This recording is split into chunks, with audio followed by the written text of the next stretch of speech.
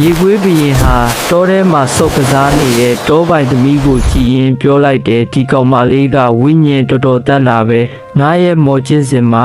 သူ့ကိုအသုံးချရမယ်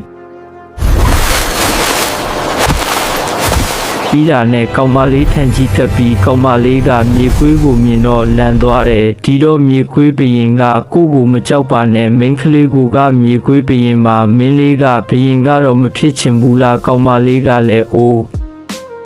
မဖြစ်ချင်ပါဘူးမြေခွေးလဲမင်းမဖြစ်ချင်လဲငါတင်းခေါ်ရမှာပဲလို့ပြောပြီးခေါ်သွားမယ်အလုတ်တောပိုင်နဲ့မင်းကရောက်လာပြန်တယ်တောပိုင်နဲ့မင်းကမြေခွေးဘရင်ကိုမြေခွေးဘရင်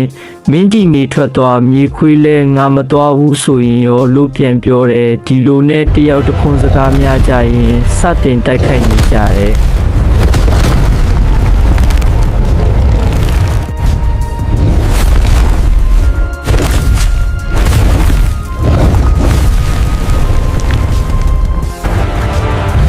တောပိုင်နဲ့မင်းကမြေခွေးဘရင်ရဲ့မော်ပညာကိုမရှင်းနိုင်ပဲရှုံးနေသွားတော့သူ့သမီးကိုဖမ်းဆီးခေါ်ဆောင်သွားတဲ့မြေခွေးဘရင်အားကြီးရင်ဘာမှမတတ်နိုင်ပဲခွင့်ပြုလိုက်ရလေတယ်။တစ်ဖက်မှာတော့မော်စာအုပ်သူရဲကောင်းဟာ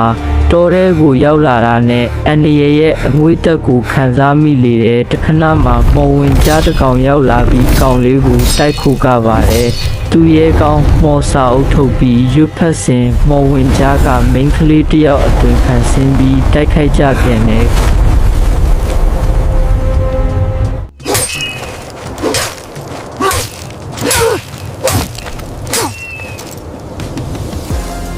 ကောင်လေးမတိုက်ချင်တော့တစ်ပင်ထဲဝင်ပုံးနဲ့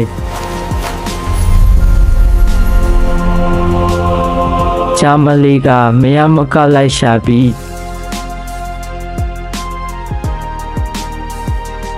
သူရဲ့ကောင်းလေးကိုတိုက်ခိုက်ပြန်တယ်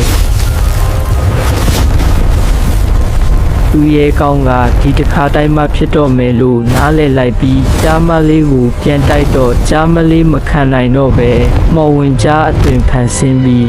တောထဲကိုပြေးဝင်လေတော့တယ်ဂျာမလေးကသူရဲ့ကောင်းကိုလိုက်ပို့ရင်တာဝန်ရစမ်းသက်တိုက်ခိုက်ရတာကိုတောင်းပန်ပါတယ်သူရဲ့ကောင်းကရပါပါတယ်ညီမလေးသူရဲ့ကောင်းအနားယူနေစဉ်နဂါမင်းတကောင်ကရောက်လာပြီးကောင်လေးမင်းမောယုံတော့က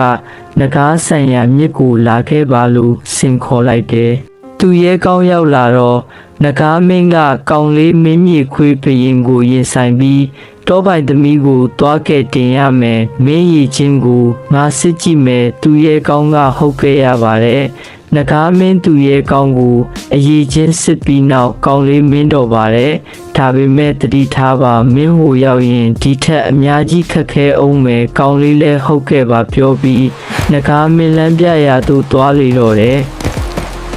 မြေခွေးဘရင်ရဲ့ပိုင်နက်ထဲကိုရောက်လာတဲ့သူရဲကောင်းလေးကိုမြေခွေးဘရင်ကမော်ပညာဖြင့်ဧခံလိုက်ပါတယ်သူရဲကောင်းအမတ်တမဲမှုနားမလဲသေးပဲအတင်မြေခွေးကျွန်ုပ်ကိုဘာကြောင့်တိုက်ခိုက်ရတာလဲမေးပြီးမြေခွေးကကောင်းလေးမင်းတို့ပိုင်သမီးကိုလာခဲ့တယ်ဆိုတာငါသိပါတယ်ပြီးတာနဲ့ဆက်ပြီးတိုက်ခိုက်ကြပြန်တဲ့တိုက်ရင်နဲ့မြေခွေးကကောင်းလေးမင်းစိတ်ပြောင်းရင်လှည့်ပြန်လို့ရတယ်နော်ကောင်းလေးကကျွန်ုပ်လာတာလှည့်ပြန်မှုမဟုတ်ဘူးတောပိုင်သမီးပါမှပြန်မယ်ဆက်လက်တိုက်ခိုက်ရင်နောက်ဆုံးတော့သူရဲကောင်းလေးဟာမော်စာအုပ်ကာထားယူပြီးမြေခွေးဘရင်ကိုတိုက်ထုတ်လိုက်ရမြေခွေးဘရင်အဝေးကိုလွှင့်စင်သွားလေတော့တယ်သူရဲကောင်းလေးဟာမြေခွေးဘရင်ကိုအနိုင်ယူပြီးနောက်မြေခွေးဘရင်တောပိုင်သမီးကိုမြင်းစာ6တွင်မော်ချိန်စာဖြင့်ခြုထားတာကိုတွေ့ရလေတယ်မော်ချိန်စာကိုဖြည့်ပြီးနောက်မင်းစာမလေးကချစ်စရာကောင်းသောမိန်းကလေးဖြစ်သူရောက်သွားလေပါတော့တယ်